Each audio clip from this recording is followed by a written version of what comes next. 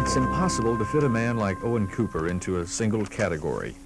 And the description given him most, he seems to like least. It's strange when they portray me as an industrialist. What Owen Cooper is a genuinely caring man and has a position in life that allows him to share that caring around the world. I've always had a concern for world hunger growing out of my commitment to my church and to the Lord and His Word. I got involved in helping build a fertilizer plant in India. I began to see the untold poverty in the world, and I want to do something about it. From carrying food to starving Africa to the civil rights movement in Mississippi in the 60s, Owen Cooper has always cared. If God give me the ingredients and told me to make a real man, I'd make this man like my friend Owen Cooper. Cooper, especially since his retirement from Mississippi Chemical 13 years ago, has stayed very busy carrying the spirit of caring wherever he goes and helping put Yazoo City on the map. I can go to Washington and be in a meeting and they'll ask, where are you from? And I say, Yazoo City. And they say, oh, that's where Jerry Crowell lives and Mr. Cooper. So there's no stopping to reflect on past accomplishments. Even awards and plaques given him over the years are stored in boxes in his office. What would you like to be remembered for? For being an industrialist or? No, I'm not an industrialist. I would like to be remembered as a man who spent most of his life trying to help his fellow man and particularly help people in need. For being simply a doer of the word, we give our Spirit of Mississippi Award to Owen Cooper. Share the spirit of Mississippi on TV3.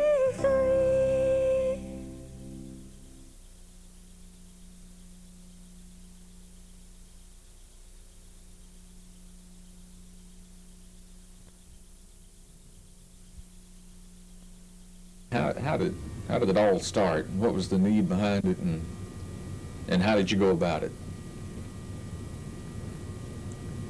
Well, the need was the lack of fertilizer and the high price of the limited fertilizer that was available. And I was working with the Farm Bureau at that time.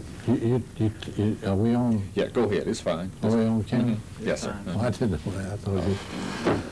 And I was working with the Farm Bureau, and the president of the Farm Bureau, a man named Ransom Aldridge, went to Europe and saw all the devastation. This is after World War II there, and the improbability of being able to import large quantities of nitrogen fertilizer. And about that time, we were getting much of our fertilizers from Chile in the form of Chilean nitrate of soda. And the freight was going up, and the content was only 17% nitrogen. And then the black market prices were exorbitant. So we got together in the Farm Bureau and decided to investigate the possibility of building a synthetic nitrogen plant. There was available phosphate and potash. You need nitrogen, phosphate, and potash for all crops, and then some other trace elements and some. So we put on a kind of a trial run up in Sunflower County to see what the results would be, and the results indicated the farmers were interested enough that they put up the money. So they put up about $3.5 million, and we borrowed about $3.5 million from the Reconstruction Finance Corporation. Incidentally, the largest loan of any significance that they made, and built the original plant here, which would make 110 tons of ammonia a day and 140 tons of ammonium nitrate. And currently our production is about 2,000 tons of ammonia a day, about 1,600 tons of ammonium nitrate, about 800 tons of urea, about 600 tons of liquid nitrogen, and about 2,000 tons a day of complete fertilizer. On a given day when we are running normally, we'll be producing 5,000 tons of fertilizer, which is a freight train with 100 cars on it a day. A day? A day. And so it's grown into something relatively large. Well, that's, building Mississippi Chemical is bound to have been a full-time job in itself. Where did you find time to get involved in all the other things that you've been involved in over the years? Well, some of them became before Mississippi Chemical. I was chairman of the committee that brought Blue Cross into Mississippi, which has grown to be a very big industry itself. Not a smokestack industry, but an employer. I was also very instrumental in developing the Southern Farm Bureau Life Insurance Company, which you're probably familiar with. Mm-hmm. They have a beautiful building in Jackson, employs 400 or 500 people, headquarters there.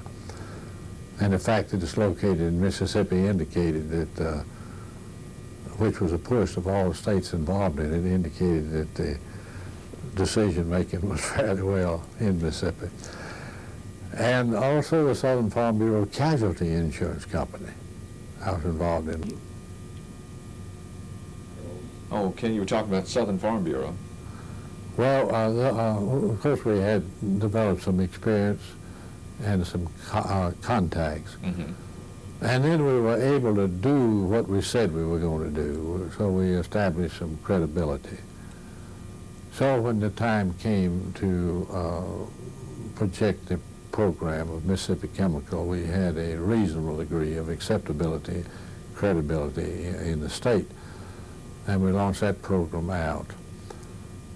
Now, in reply to your question as to why I had time to get involved in so many other things,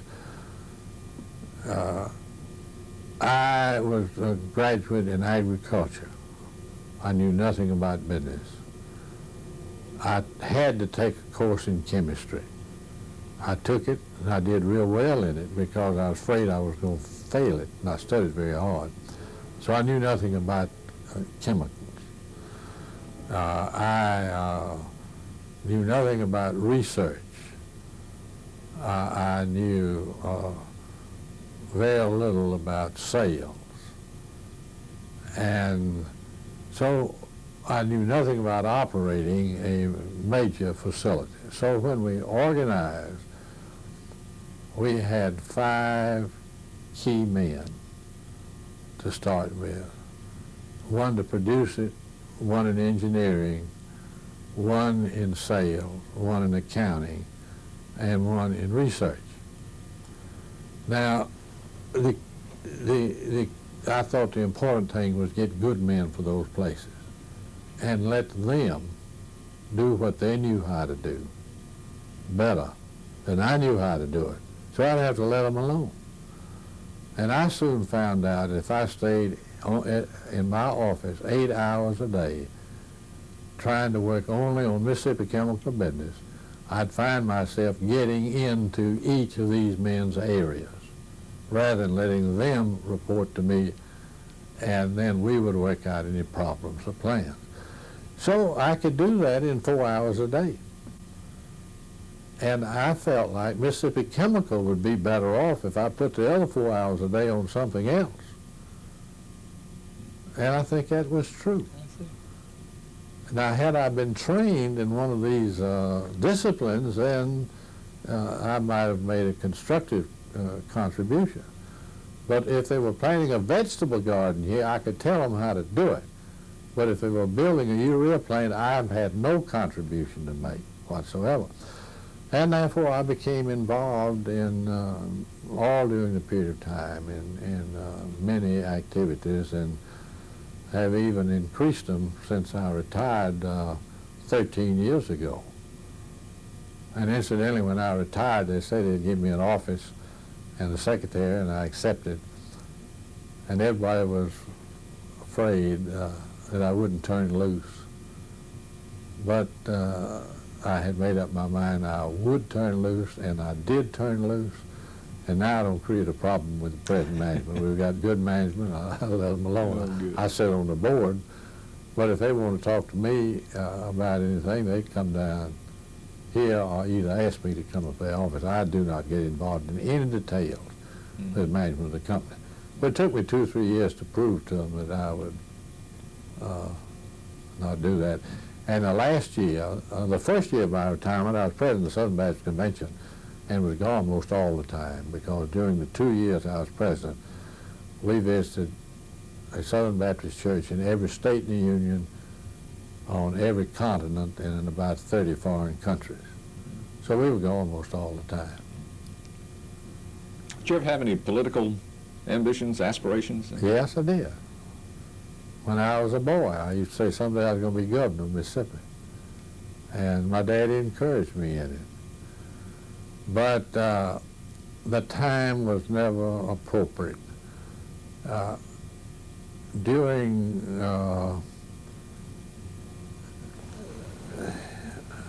me back up a little. Sure. You can edit this out. Oh, go ahead.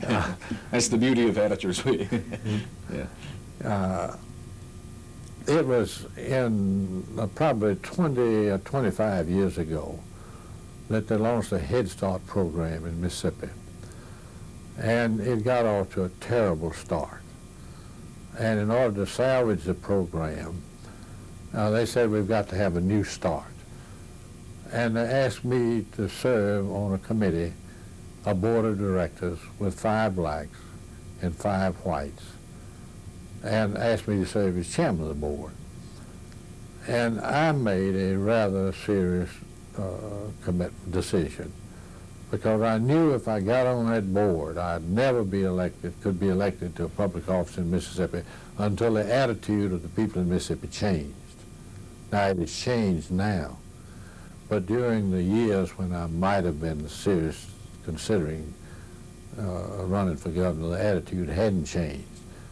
And I neither wanted to run a race-baiting campaign nor be in a campaign where race would be the main issue. Mm-hmm. So I laid it aside, and really I'm glad I did, because I think I could make a very constructive contribution on a broad front.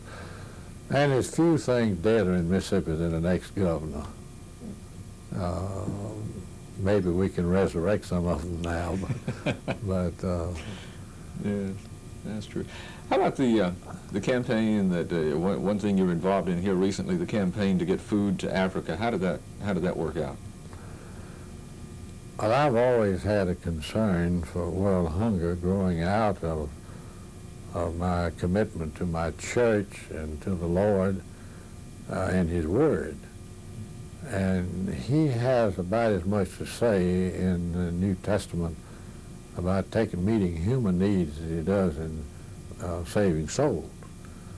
To me, it's not either or, it's both and. And I got involved in helping build a fertilizer plant in India.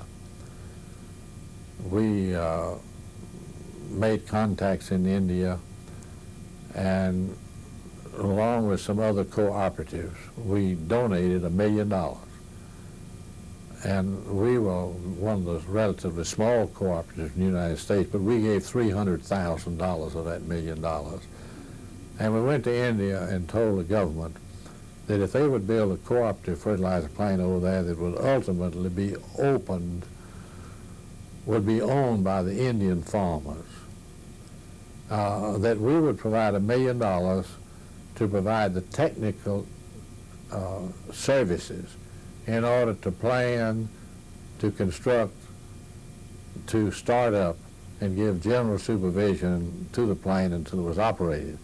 Now, I'm not talking about a little thing. This was a $120 million project. Mm-hmm. And I was heavily involved in that. Probably I've made 15 trips to India in my lifetime.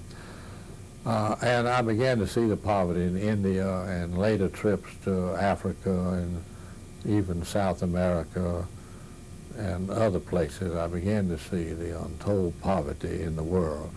And I want to do something about it. So I've been involved in many organizations: Bread for the World, Global Outreach, Agriculture Mission Fellowship, 3 or 4 others that have as their objective trying to help meet world hunger needs, primarily through teaching people how to produce food and not providing or sending food. The only hope is to teach them. There are many countries in the world, if you had all the food that they needed at the ports, the infrastructure is such that they couldn't get it to the people. It would rot and the rats would get it before you could do anything about it.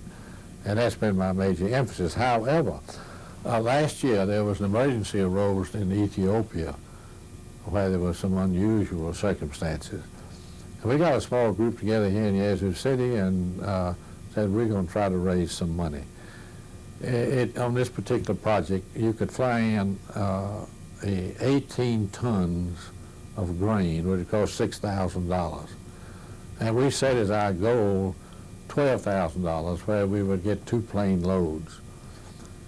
Much to our amazement, we raised $58,000. And that flying in project stopped, and then we found another project that was equally as meaningful. And I have now trying to get the Mississippi Religious Leaders Conference to set up a statewide effort in which this could be a repetitive thing because the world hunger needs will be growing. 10,000 children die every day in the world as a result of a lack of immunization. And 40,000 people starve to death every day in the world or die of diseases that results are induced from malnutrition or starvation. The body just doesn't have the ability to throw off even. See, measles don't kill people in this country, but it kills people in foreign countries because their bodies are so malnourished they can't stand it. Mumps the same way. So the thing is all tied together. And we are working on a new project now that is of great interest to me. I use Uganda as an illustration, but there are many countries in the world whose entire school system is based on English. They do not have a body of literature in their languages or dialects to teach. Therefore, it's basic in English throughout. Liberia is another country. There are many of them. And many countries, like India, began teaching people in English in the 3rd grade.